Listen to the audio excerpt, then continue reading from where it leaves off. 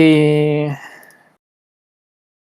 ok, vamos a hablar un poquito sobre lo que es fútbol y Age of Empires. Los he citado hoy para que hablemos de ese tema. Y bueno, prácticamente vamos a armar el grupo de fútbol y de Age of Empires, así que todos están invitados. No, mentira.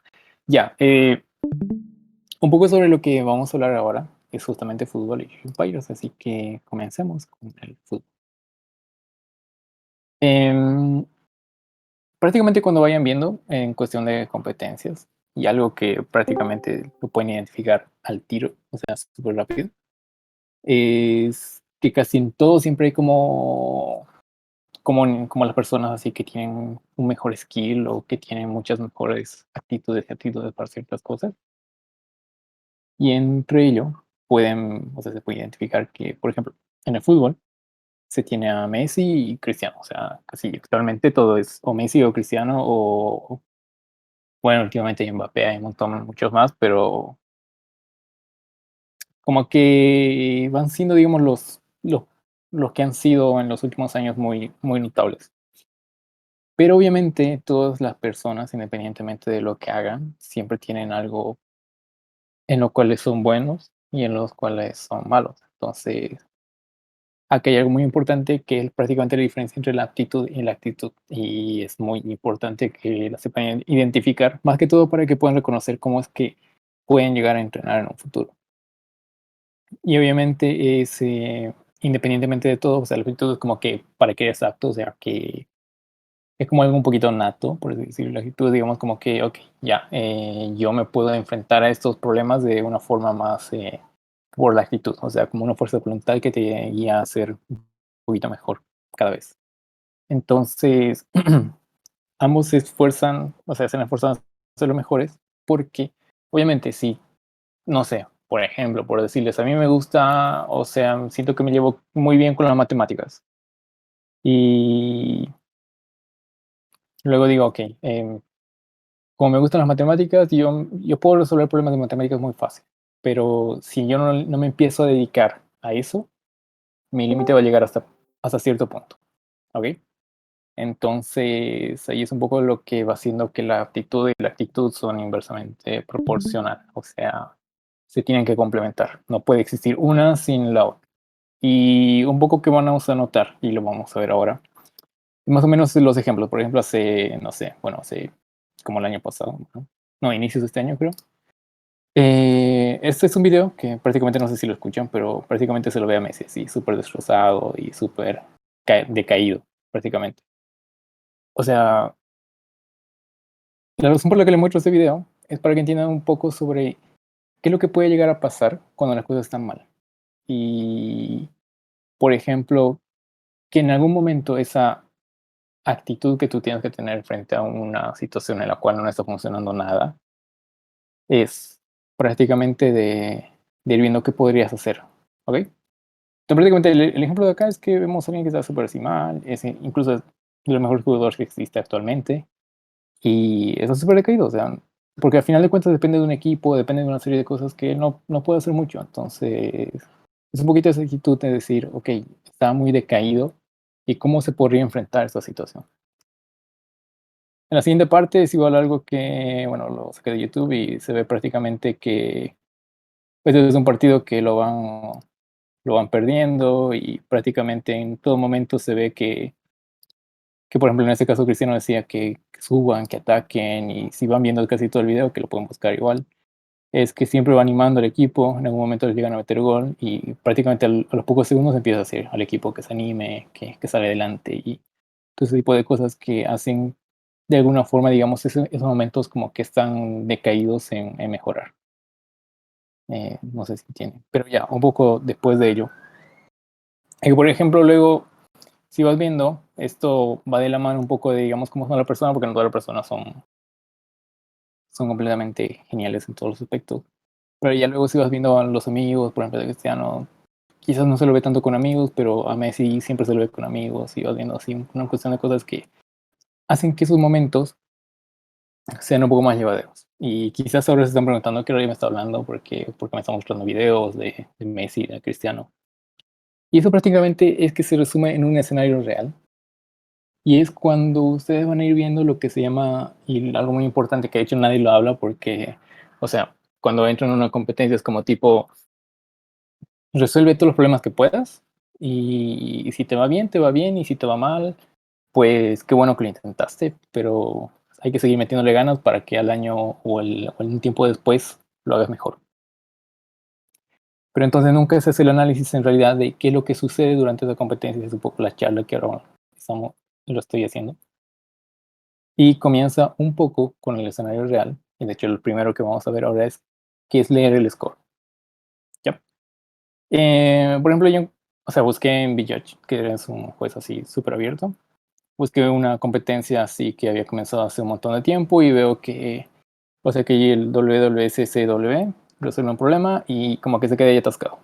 Y luego si se ve, por ejemplo, pasados los minutos, el WWSC, o sea, el YYSCWW sigue con el mismo problema. No sé si lo intentó, no sé si lo vio y dijo, oh, no voy a poder eso, no sé si se metió al contest porque lo terminó hasta cierto punto.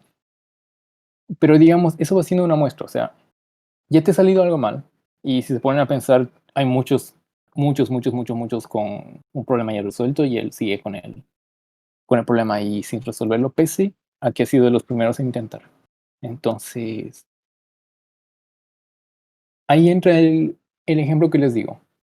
Si tú estás bien haciendo algo relativamente, estás intentando, te estás yendo por un camino, pero ves que no te está resultando, hay que saber leer el score y decir, ok, a partir de este momento creo que una buena opción quizás sería moverme hasta otro programa. ¿Ya? Y más que todo, la otra, digamos, enseñanza que te puedes sacar es que si algo me sale mal, no tengo por qué decaerme, no tengo por qué, digamos, estar diciendo, oh no, al fin del mundo me voy a, ya acabó ya acabó la competencia, porque igual, o sea, tienes como un montón de tiempo por delante y, o sea, no es, no es tan, ¿cómo decirlo?, relevante a final de cuentas un intento, siempre y cuando, o sea, un intento no es nada. Ya, digamos, si lo logras resolver, es súper, lo resolviste al segundo, pero lo has logrado resolver, ¿ok? Em, entonces, en resumen, hay que saber cuándo preocuparse y cuándo no. Hay que saber cuándo dedicar tiempo a un problema y cuándo no. Y hay que saber que la idea va a salir algún rato o cuándo no. ¿Por qué? A medida que ustedes vayan entrenando, y de hecho esto es algo más ubicado, digamos, a alguien que tiene la suficiente experiencia como para darse cuenta de que un problema le puede resultar o no. Pero a medida que vayan entrenando, se van a ir dando cuenta que les es más fácil identificar cuándo un problema es lo suficientemente difícil como para dedicarle tiempo o no. Y se van a dar cuenta que, digamos, cuando tienes que preocuparte de que, digamos, no estás resolviendo algo. O sea, supongamos, el ejemplo de acá. Si todo el mundo está resolviendo el problema B y tú no lo estás haciendo, entonces es como un poco preocupante porque dices, todos los están resolviendo menos yo, quizás debería intentar resolver ese. Eh, Cuando dedicar tiempo, por ejemplo, si me estoy quedando en un problema que nadie lo está resolviendo, es probablemente que sea un problema complicado. Y lo de cuándo va a salir un problema, eso es experiencia. O sea, no es como una fórmula mágica que digamos van a decir, si se cumple A, B y C condición, entonces sé que me va a salir y si no se cumple, pues no me va a salir. No es tan así, sino es un poco más de ver cuál es la complejidad de un problema, cuál es mi conocimiento respecto a ese problema o a la forma de solución que planteo resolver. Y luego va la parte de la experiencia que te dice que realmente ese problema podría tratarse de lo que estás pensando o no. Porque obviamente una cosa es decir, este problema parece una sumar A más B. Y hay otra cuestión que te dice, no, a lo mejor es aplicar una función que tienes que hacer n multiplicaciones y x divisiones. Y tú eres como, ya, pero aplicar esa función, o sea, es diferente a hacer una suma. Y tú estás como diciendo, ok, es una suma, pero obviamente si no lo es, pues estás perdiendo tiempo y además es algo que nunca va a salir, o nunca va a resultar porque la solución es diferente. Y en medio de eso, como siguiente punto, vamos a entrar a Age of Empires, que es es un jueguito que no sé si lo conocen, pero bueno, últimamente me he vuelto muy fan y es la razón por la cual igual lo incluí.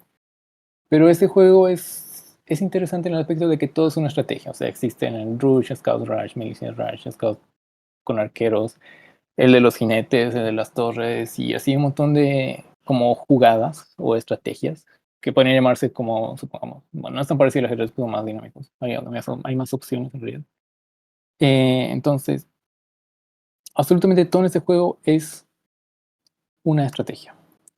Y se van a dar cuenta de algo importante. O sea, les explico muy a lo rápido que, por ejemplo, para el avance de las ciudades, porque vas comenzando en una edad súper, en la edad oscura, luego pasas a la edad feudal, a la edad de Castilla, luego pasas a la edad imperial. Pero, por ejemplo, en los avances de las ciudades hay como, por ejemplo, yo puedo llegar rápido hasta la edad feudal, yo puedo llegar rápido hasta la edad de Castilla, yo puedo llegar rápido hasta la edad de imperial. Pero a final de cuentas, todo, absolutamente todo ahí se resume en el orden de construcción. Si haces un cierto orden, puedes llegar a hacer esta estrategia. Si haces otro cierto orden, puedes hacer esta otra estrategia. Y para aquellos que se familiarizan con el ajedrez un poco, igual que tienen como ciertos patrones que en los cuales se van realizando. Pero todo eso es parte de un plan. O sea, en el fondo, tengas un orden de construcción, no es un plan que lo tienes ya predefinido. Entonces, por ejemplo, si yo estoy haciendo algo tipo, voy a pasar la edad de castillos rápido, ok, tengo mi plan y lo voy a hacer y lo voy a aplicar. Pero la cuestión es, estamos hablando de un mundo ideal donde no vas a tener, por ejemplo, yo estoy haciendo eso, mi avance a castillo, si viene mi enemigo y me ataca y me destruye todo lo que yo estaba haciendo, entonces ahí como que tu estrategia va cambiando. Y es eso lo que prácticamente ahora vamos a hablar. ¿Qué se hace cuando algo sale mal? O sea, tú tienes un plan para hacer algo, o sea, tú estás diciendo, ok, tengo este plan de trabajo, llamémosle sobre una competencia, voy a comenzar resolviendo el problema fácil, voy a hacer este otro problema, pero ¿qué pasa si ese problema fácil no te resuelta? ¿Qué pasa si ese problema que, o sea, tú decías, ok, porque si es en ICPC son varias personas, si es en obvio y es una persona, pero se resume igual en tener un plan. Tú tienes un plan y dices, ok, yo voy a apuntar a la cantidad de puntos X o yo voy a apuntar a resolver este problema. Entonces, si no llego a hacerlo como debería hacerlo, o siento que algo no me está resultando, digo, ponte, yo he planificado mentalmente, yo este problema lo voy a acabar en 5 minutos, pero estoy a 15 minutos o media hora en ese problema y no me está resultando, entonces ahí hay que tener un plan. Y regularmente eso va porque obviamente muchos dicen, ah, es que vamos a ir a hacer, a ver qué hacemos, pero no hay un plan, o sea, y mucho más cuando es en equipo, las cuestiones un poco se traban porque no todos comparten, digamos, las mismas opiniones respecto a algo. Entonces, regularmente si es en equipo, lo ideal es pensar qué hacer en conjunto y si es algo individual, es muy útil tener un plan. ¿Ok? ¿Qué voy a hacer? Ok, no sé. Eh, siento que quizás debería estar 2 minutos pensando en otra cosa. Entonces, o en el problema siguiente. Probablemente eso podría ser una opción, no lo sé, pero es cuestión más de que ustedes lo vean. Y a mi experiencia, los errores más comunes respecto a esas fallas en los planes es quedarte pegado en un problema. O sea, es tipo, yo sé que este problema me va a resultar y como sé, o como creo que me puede resultar, le sigo intentando, le sigo dedicando tiempo. Y llega un momento en el cual ya ha pasado media hora, ya ha pasado una hora, ya estás llegando a las 2 horas y es como que sigues con el problema y tú dices, pero ¿por qué? O sea, ¿por qué sigo intentando esto? Ok, entonces, a mi experiencia hay que saber identificar estas situaciones. O sea, cuando estás quedando en un problema, que te quedas pegado en un problema, tienes que saber identificarlo y tienes que tener un plan respecto a cómo vas a lidiar con ese problema. A mi experiencia, las situaciones que hemos llegado a identificar con eso de cuando quedas con un problema pegado, es prácticamente que, bueno, si es en equipo, o sea, tipo ICPC, puedes siempre imprimir el código, entonces imprimes el código y lo revisas a mano, o de última, eh, eso se hace más en los entrenamientos, porque obviamente en los entrenamientos no tienes a alguien que te lo imprima, Pues los entrenamientos, como entrenamos con una computadora, a mi amigo le decía, ok, le voy a sacar una foto del código y, ok, le sacaba una foto con el celular y luego veía la foto en mi celular mientras analizaba el código. Eso se puede hacer, ¿no? Porque es un entrenamiento. Obviamente, cuando estás en un entrenamiento tienes que aprovechar todas las oportunidades que puedas y todo lo que tengas que hacer para ser mejor. Ya en una competencia no puedes sacar tu celular, entonces eso es entendible, ¿no? En una competencia tienes que ya aplicar todo aquello que has aprendido para que te salga bien. Em, ok, lo siguiente es no intentar una idea. A mi experiencia igual nos ha pasado que em, un par de ocasiones era, y de hecho en un problema así como súper importante nos ha pasado que era tipo, era hacer un flujo, tal cual. Pero yo dije: "Ah, a lo mejor es un flujo", y mi amigo me dijo: "No, no, quizás no". Entonces yo era como: "Sí, creo que no". Entonces lo abandoné, se lo dejé. Me pasé a intentar una solución que no aplicaba flujos y resulta que al final era flujos y como era que era flujo. Entonces también era eso y hubo otra donde yo le dije a otro amigo, y si porque tenías que buscar la distancia más larga de un polígono que podía ser no regular, creo, y tenías que ver, y yo le dije: "A lo mejor siempre pasa por los vértices", y él me dijo: "No, no estoy seguro, ¿qué pasa si se choca con un con un lado?". Pero no, resulta que sí era con los vértices, pero igual nunca se intentó la idea, ni tampoco se la cuestionó por qué no hacerla, ¿no? En esos casos donde se descarta una idea simplemente porque no te parece, eh, coherente, es mejor, hacer un stop y decir: "Okey, ¿por qué dices eso?". O simplemente escucharle y decir: "Ya, bueno, okey". Y ponerte a pensar y decir: "Creo que tienes razón", o "Creo que no tienes razón", y cuestionarte por qué. Más que todo, encontrar un porqué. Digo, porque descartar ideas así por así es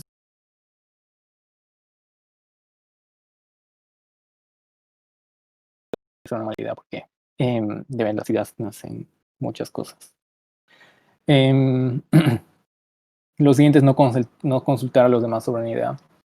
¿Qué ocurre cuando no consultas? Es que probablemente tú crees algo, tú estás entendiendo algo que probablemente no sea lo correcto o no sea o no cumpla con todo lo que necesitas para resolver algo. Y eso me voy con tipo, si estoy en equipo tengo la ventaja de que mi amigo o mi compañero puede, eh, puede darme una idea ya de cómo más o menos se puede resolver el problema, pero obviamente no hay que tratar de influenciar, que eso lo vamos a ver luego. Entonces, siempre está bueno consultar sobre las ideas, es decir, tipo, puedes leer este problema y digamos con el tiempo, y de hecho algo que deberían hacer es poder leer los problemas súper rápido, ¿ok? Porque si no pueden leer los problemas súper rápido y entenderlos, que es diferente, em, van a perder más tiempo perdiendo, o sea, leyendo, perdón, que resolviéndolos. Entonces ahí es como tienen que practicar mucho la lectura, ya sea en inglés, en español o en el idioma que les toque, siempre y cuando estén de acuerdo con competir en ese idioma, ¿no? Em, ya. Lo último es agarrarse un problema que quizás no es el apropiado. Y ahí va tipo, supónganse, no sé, yo me llevo mejor, por ejemplo, con los problemas así que son de fuerza bruta, son decir. Pero mi amigo que se lleva mejor con los problemas de programación dinámica, se pone a resolverlos de fuerza bruta. Y eso de hecho me pasó, que mi amigo, que no era tan bueno haciendo los de fuerza bruta, se pudo hacer algo que era de fuerza bruta y me puso a hacer el de programación dinámica, entonces era como un poco los elementos cambiados. O sea, eso no quiere decir que uno siempre debería saber todo, o sea, de todo un poco, pero siempre uno tiene una afinidad con un tipo de tópicos o de temas relacionados a la competencia. Entonces, si tú tienes un compañero, entonces a tu compañero dile, ok, tengo este problema que creo que iría bien para ti, se lo pasas, o decir, ok, creo que este problema es para mí porque cumple con estas condiciones. Y eso más un poco al inicio, por ejemplo, con los problemas súper fáciles, no debería ser mucho problema porque al cierto punto todos deberían tener las mismas capacidades, pero en caso de que no, dénselo, denle el problema que creen que es más apropiado para alguien. Eso no quiere decir que tengan una sola persona que codifique todo y los demás estén haciéndole barra, ¿no? Tienen que tratar de aportar de alguna forma, que no sea netamente pasándole problemas. Em, Eso es prácticamente lo que es agarrarse un problema que quizás no se lo apropiado. La otra parte sería buscar una solución en el notebook. Cuando yo estaba comenzando, sí, súper, no, yo tenía mis apuntes, por así decirlo, tenía mis N libros y era tipo, creo que ese problema es aplicar un Dijkstra, no sé, ya. Entonces que yo decía, ya voy a buscar el Dijkstra en mi libro y buscaba el Halion y acabo así a buscar. Entonces, esa no es una buena idea porque uno tiene que lograr entender el problema y tiene que lograr entender lo que está haciendo. Porque si uno se acostumbra simplemente a agarrar la solución que está en un libro, copiar y pegar sobre tu solución que estás haciendo para un problema, a la larga lo que estás haciendo es perjudicarte porque obviamente no los problemas que vas a ver realmente en una competencia no son simplemente hacer un control C y un control V de lo que has, de los algoritmos o métodos o lo que sea que tienes anotado en el notebook. Regularmente los notebooks se utilizan como una ayuda a memoria, porque a veces, no sé, los métodos o cosas son un poco largos de recordar, pero sí son buena idea tenerlos como ayuda a memoria, pero no como algo que tú, digamos, hagas control C, control V de eso y esperes que te resuelva los N problemas que existen. Eso no es una buena idea. Lo siguiente era influenciar una idea a otros. Eso igual suele ocurrir. Ese caso es cuando, por ejemplo, yo digo, este problema se resuelve con programación dinámica en dos dimensiones, donde este índice es A y este otro índice es B. Y uno dice, ok, y yo voy y a mi compañero le digo, oye, ¿qué? Este problema se resuelve así. Y le explico la solución. No es una buena idea porque lo que estás haciendo en pocas es influenciar lo que tú estás pensando. Es mejor que le digas a tu amigo, puedes leer este problema y que ese tu amigo te diga, ok, que él te proponga la solución, que puede ser una, o puedes decirle, estoy pensando esto, pero después de que él lo lea. Pero yo pienso que lo mejor es que él te diga qué es lo que está pensando, cosa de que si digamos las dos ideas se hacen como un match, sea muy probable de que se sea la solución. Y lo último es mirar demasiado al borde, y eso es malo, porque si uno mira demasiado al borde, puede llegar a cierto punto donde realmente simplemente esté siguiendo lo que los demás hacen.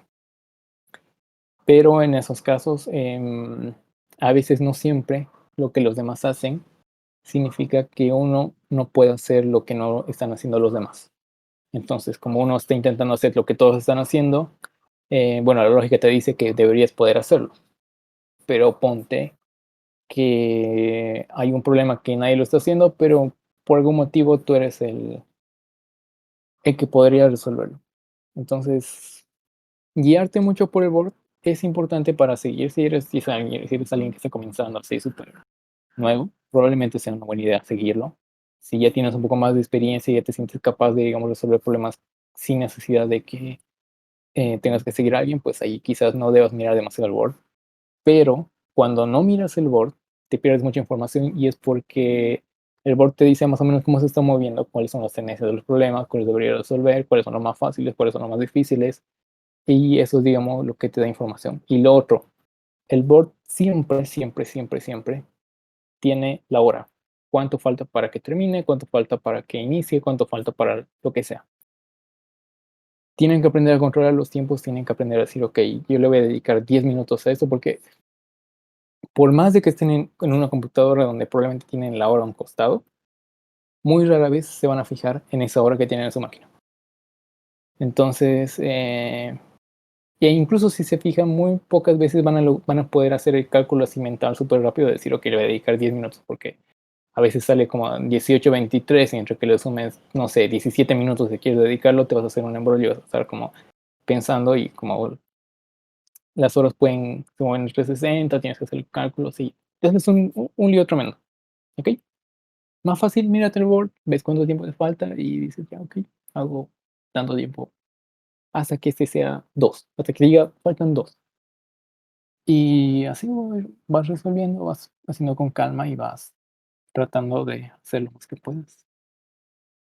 Em, Eso es prácticamente un poco de mi experiencia. Luego les voy a contar un poco de las cosas que me han pasado a mí. Em, ok, la primera vez que yo competí fue en Yacuiba. em, En Yacuiba, lo que me pasó a mí fue que tuve como un mal momento previo al contest, previo a la competencia. Y ese mal momento como que de alguna forma me influenció y no estar tan concentrado en el contest. Entonces, cuando se preparen para una competencia, traten de estar lo más tranquilos posibles a ese momento. ¿Ok? Me pasó algo que fue en el Warm Up del 2016, en la pausa de 2016. En el Warm Up pasó que hubo un equipo así que salió muy presumiendo de Warm Up de haber resuelto los problemas de Warm Up, que al final de cuentas son de entrenamiento. Y era como un poco influenciador entre que, o sea, yo me imagino si ves a alguien que está presumiendo de haber podido algo y tú dices yo no lo pude, o de decir "Oh, yo lo hice en más tiempo", es como que algo que te puede desanimar. Entonces traten de evitar esas situaciones, traten de entender que realmente es un entrenamiento.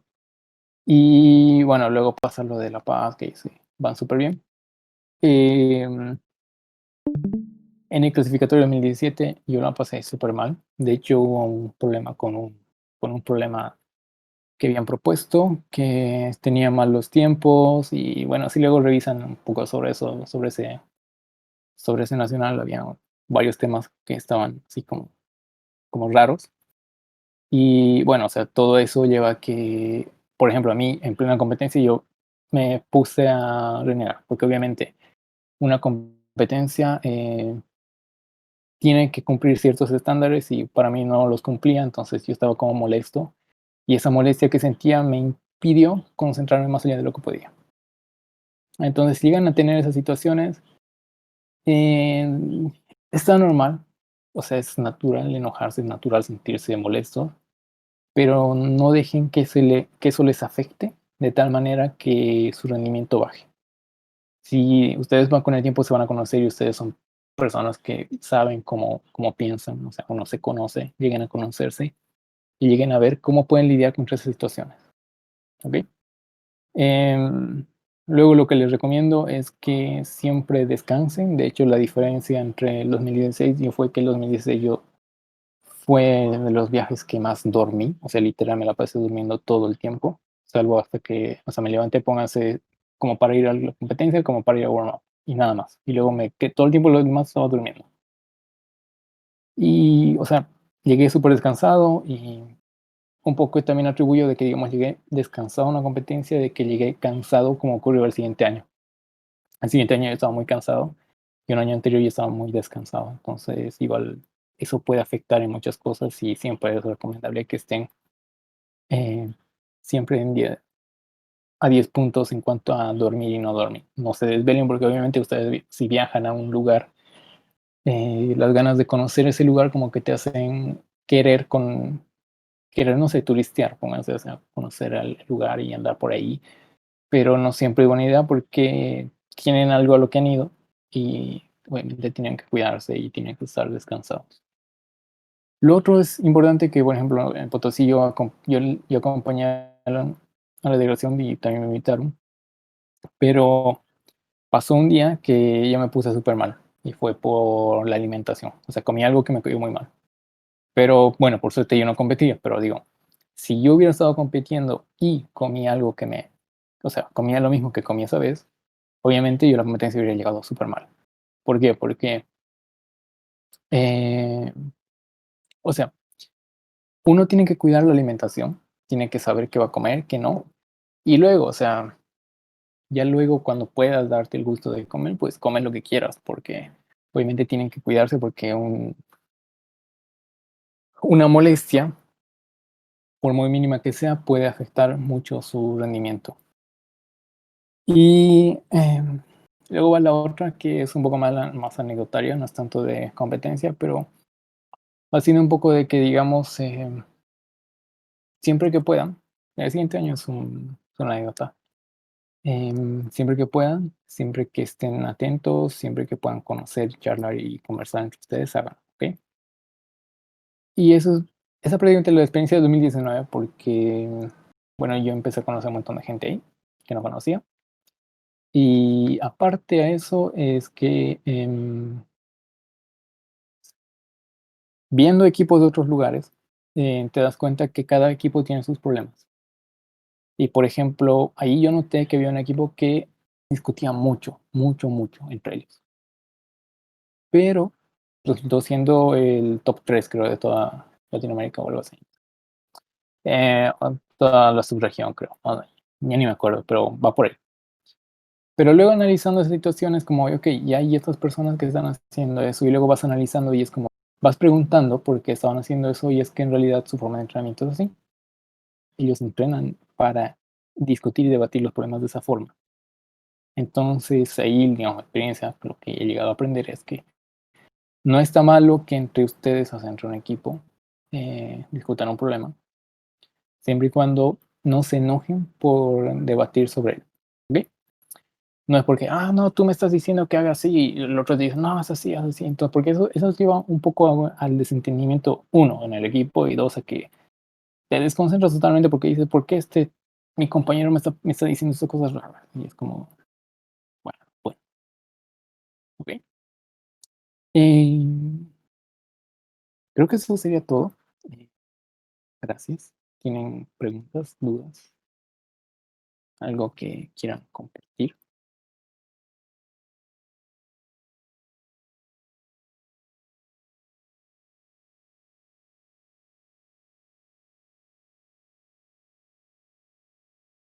Ok, nada.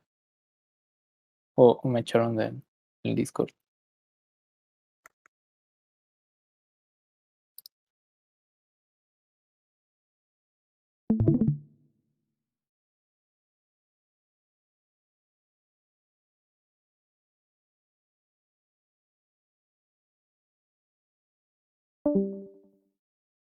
Ok. Bueno, creo que eso sería. ¿Alguna duda, alguna pregunta, algo que quieran saber? Bueno, si no hay nada, eso sería, sean libres de ir en paz. Y, y nos vemos. Se cuidan. Adiós.